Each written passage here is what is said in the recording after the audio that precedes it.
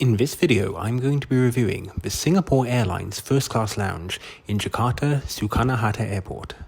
I'll be reviewing the lounge decor, the food and drink on offer, the amenities, as well as the service.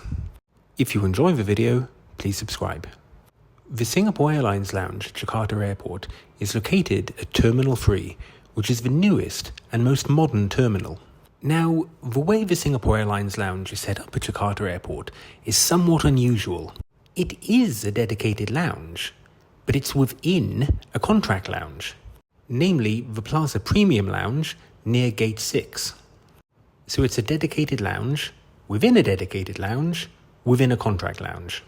You show your boarding pass at the entrance to the Plaza Premium Lounge and then walk to the end.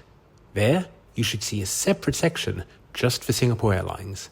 And then, at the end of that lounge, you will see a separate section just for first class passengers on Singapore Airlines. It's not immediately clear to me why they've set it up this way, but hey-ho. And here you have it. This is what's behind the door of the first class section.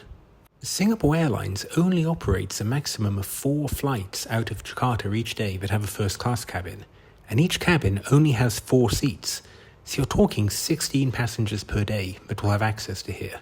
Even if they all arrived at the same time, which is improbable given the first one takes off at 5:30 in the morning and the last one at 7 at night, there still appears to be about twice as many seats as people. They easily could have made this half the size and it still would never have gotten crowded. No complaints though, too much space is far better than too little. Despite being nearly empty when I arrived, the first class lounge still operates table service, and staff members came by to take my order from a menu. I started with some local sparkling water.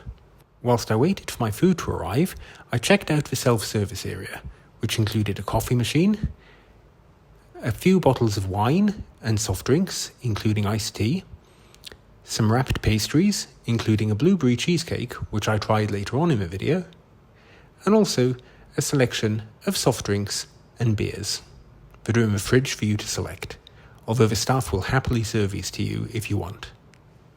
I also saw some white wine in the fridge as well, which is good because it's best served cold. If you're feeling particularly peckish, there are some peanuts. I visited this lounge twice recently, so I'll be showing you what I ordered on both occasions. First, I had a fish soup. I forget exactly what it was, but the man described it as fish soup. Second time, I ordered the spring rolls. For both of these, there was nothing wrong with them, but they were a little bit underwhelming. The main course was hit and miss. Starting with the miss, I ordered a club sandwich, which, there's no two ways to say this.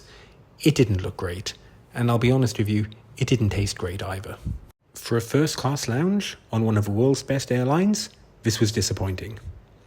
The second time, I went for a local Indonesian beef dish. Apologies again, I can't recall the exact name. This was much better, but again, doesn't exactly scream top tier. The desserts were in a whole other league. The first time I went there, I had the lapis lapis cake, which was beautifully presented and tasted delicious. Comparing this dish to the club sandwich or the fish soup, it was like night and day. I wish they could have done this level of presentation and quality for the rest of the food. The second time, I went for the Indonesian stuffed pancakes. Again, presented beautifully and tasted delicious. I swear, it's like they've got a different chef for the desserts than for the mains. On one of my visits, I also tried out the pre-packaged blueberry cheesecake. For a pre-packaged dessert, this was actually very tasty. The decor of the lounge was done very nicely and featured this Indonesian-style wood panelling throughout the pillars and on the walls. After I'd eaten, I took a seat in one of the many, many chairs, and as you can see here, they just weren't being utilised.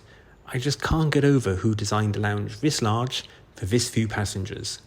The busiest I ever saw it was about 6 people, as you can see here. Overall, I'm not quite sure what to make of this lounge.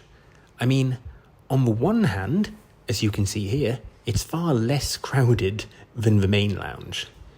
And It was good to Singapore Airlines' credit that they'd reserved a separate section for first-class passengers. A lot of airlines don't do this on routes that have so few seats. And again, the size. Bear in mind, as I said before, a maximum, assuming every seat is sold, of 16 passengers will have access to this each day.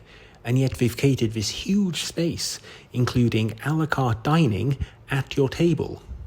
That said, the food and drink on offer, they were substandard for a first-class lounge. There's no two ways to say it.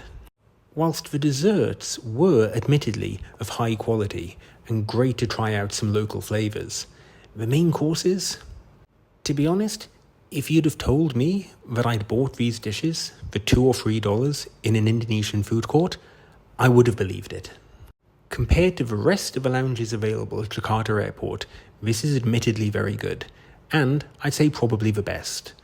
But for an international first-class lounge, particularly on Singapore Airlines, which is one of the best, if not the best airlines in the world, I think it could do better.